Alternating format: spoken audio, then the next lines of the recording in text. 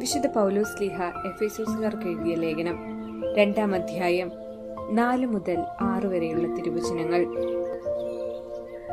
എന്നാൽ നമ്മൾ പാപം വഴി മരിച്ചവരായിരുന്നിട്ടും കരുണാസമ്പന്നനായ ദൈവം നമ്മോട് കാണിച്ച മഹത്തായ സ്നേഹത്താൽ ക്രിസ്തുവിനോടുകൂടെ നമ്മെ ജീവിപ്പിച്ചു. കൃപയാൽ നിങ്ങൾ രക്ഷിക്കപ്പെട്ടു. യേശുക്രിസ്തുവിനോടുകൂടെ അവിടുന്ന് നമ്മെ ഉയർപ്പിച്ച് സ്വർഗത്തിൽ അവനോടുകൂടെ ഇരുത്തുകയും ചെയ്തു.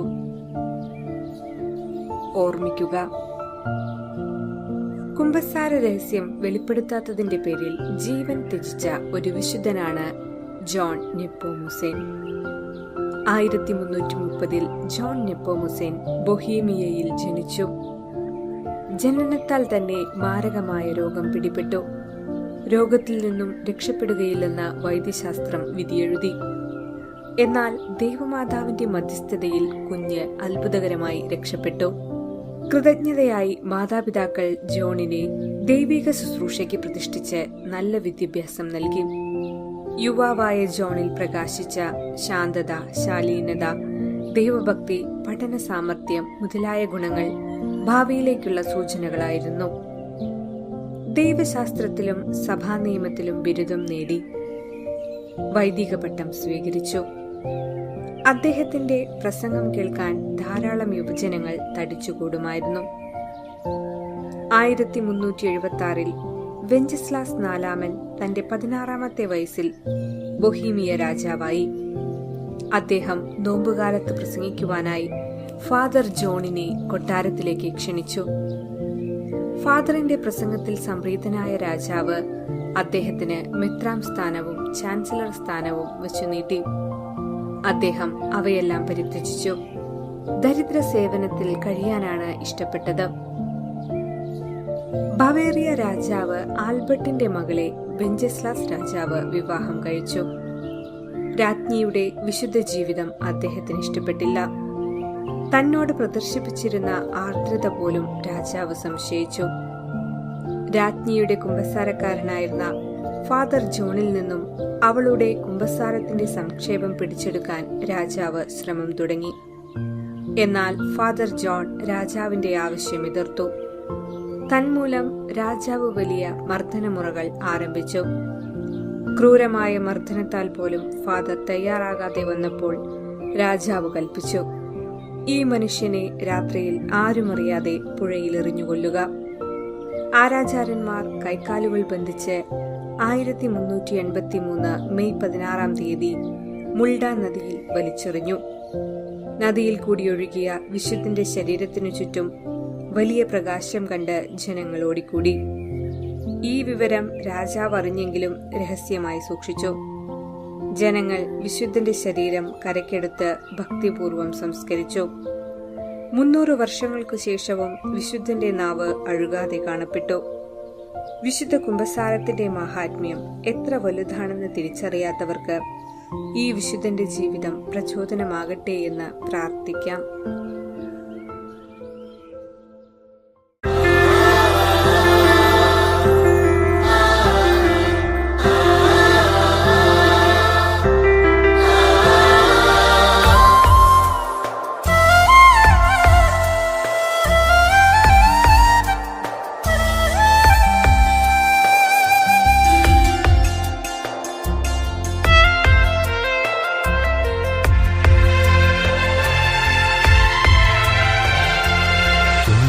കുമ്പസാരിക്കുവിൻ കുഞ്ഞേ നീ, ദിവ്യകാരുണ്യം കൈക്കൊള്ളുവിൻ. ലോകത്തേറ്റവും അത്ഭുതമാമീ ദൈവത്തിൻ വഴിയേ വന്നിടുവിൻ.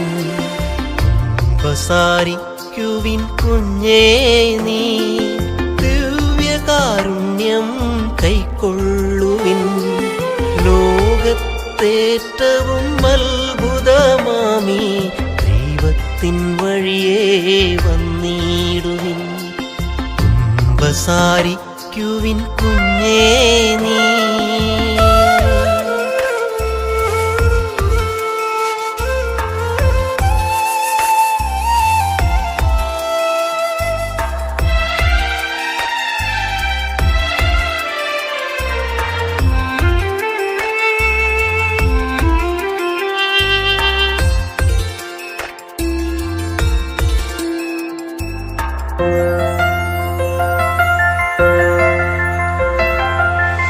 മോശയെന്നാദ്യം പകർന്നു കൽപ്പന പത്തും നമുക്കായി. കൽപ്പനയൊന്നൊന്നായി പിഴയ്ക്കും നേരം പശ്ചാത്താപമായി കുംഭസാരം. മോശയെന്നാദ്യം പകർന്നു കൽപ്പന പത്തും നമുക്കായി.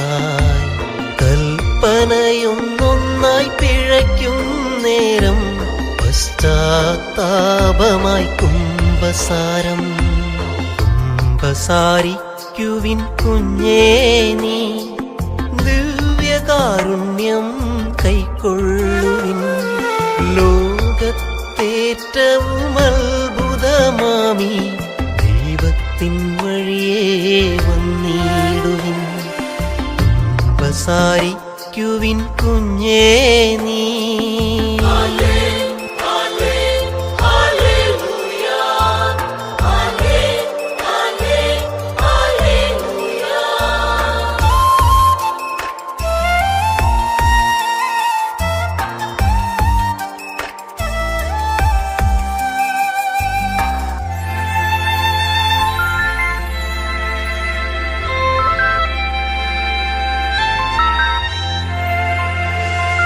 പുത്രനായി നമുക്കിന്നുമേകി കാരുണ്യമാമീയോസ്തിരൂപം.